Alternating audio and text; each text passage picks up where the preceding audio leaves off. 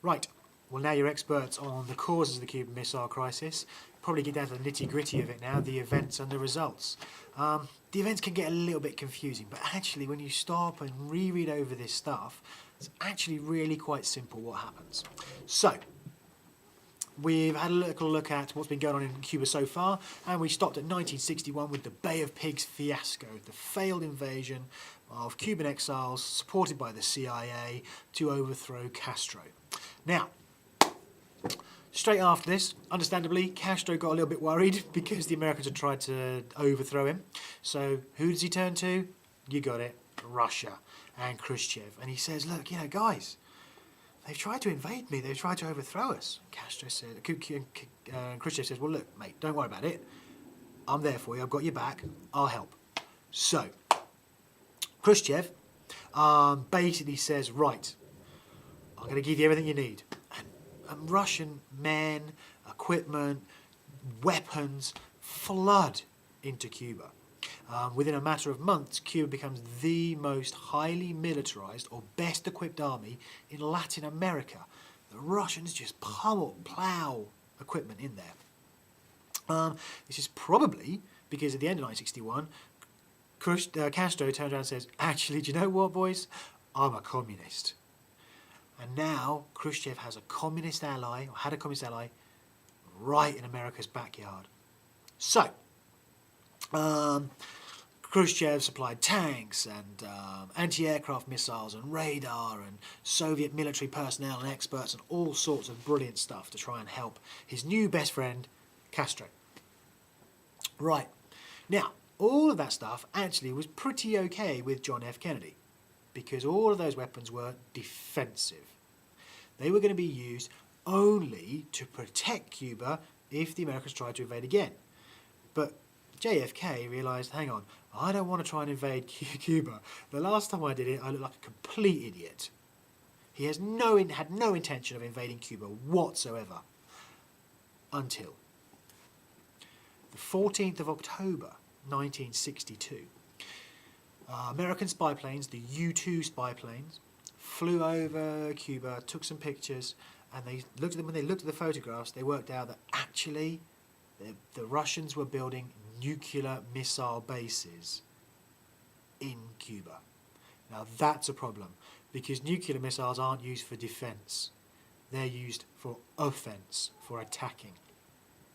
And what it meant, because Cuba was only 19 miles from the mainland USA, meant that every single city in the US could be wiped out by nuclear missiles launched from Cuba. And all of America's defences were on the east and the west coast. Against Russia and Europe, Eastern Europe. But Cuba is on the south. So they had no defence against this whatsoever. And those nuclear bases were going to be ready by November.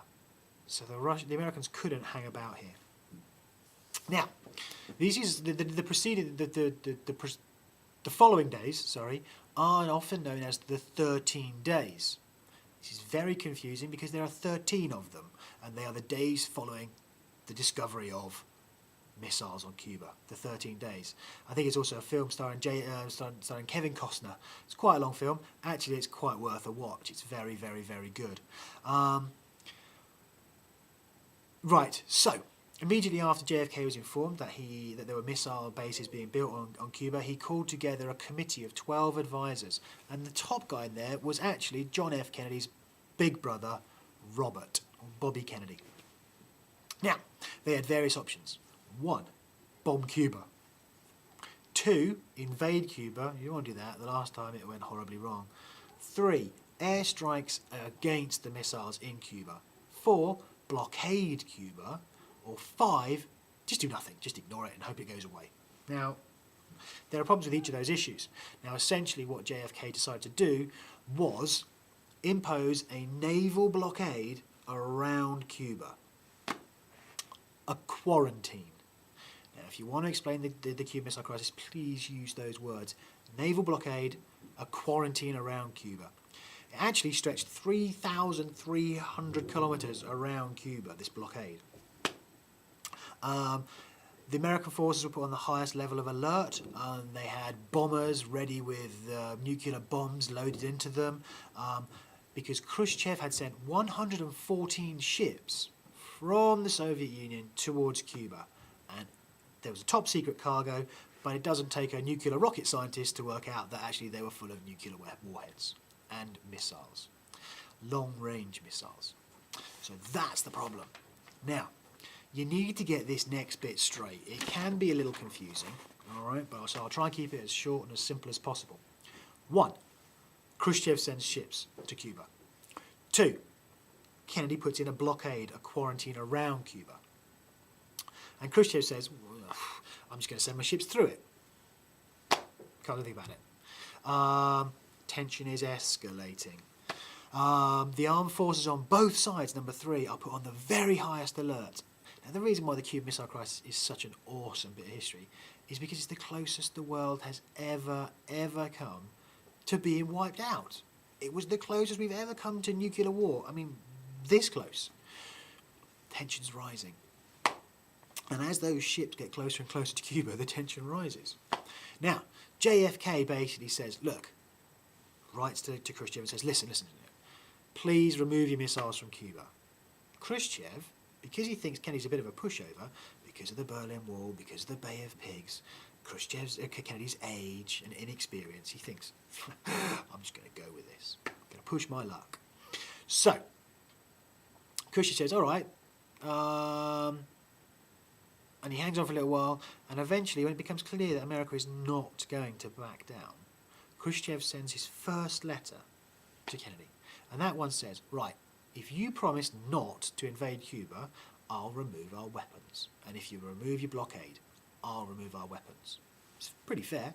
But immediately after this, a U-2 spy plane is shot down over Cuba. Now, the guys in the American military that really want war are known as hawks, as opposed to the doves that want peace. And the hawks are telling Kennedy, look, go for it, attack, they've shot us down, it's war. Luckily for the world, Kennedy kept his calm. And a second letter arrived from Khrushchev, which basically was a little bit tougher. He said, look, don't invade, remove your blockade, and remove your nuclear weapons that are in Turkey and threaten Russia. And then I will remove our missiles from Cuba. Now, Bobby Kennedy tells his little brother, the president, John F. Kennedy, and says, look, accept the first letter. Just pretend you didn't get the second one. So Kennedy publicly accepts the first letter. He will remove the blockade, he promises not to invade Cuba, and Russia will remove its weapons. But in secret, he also agrees to remove his weapons from Turkey, because they are very, very, very threatening to Russia. But that's in secret. Suddenly everyone goes, agrees, and it's done. All right? So, various stages. Khrushchev sends ships, quarantine imposed, armed forces put on the highest alert. JFK asks Khrushchev to remove the missiles. Khrushchev offers the first time to do so if America backs down. Tension escalates. Khrushchev sends a second letter demanding that not only does America back down, but it removes its missiles. Then JFK accepts the first letter and in secret agrees to remove his missiles from Turkey. I know I've gone through that pretty quickly, but read your text, watch this over a few times, maybe just jot it down into bullet points of the stages. Okay, next up, the results.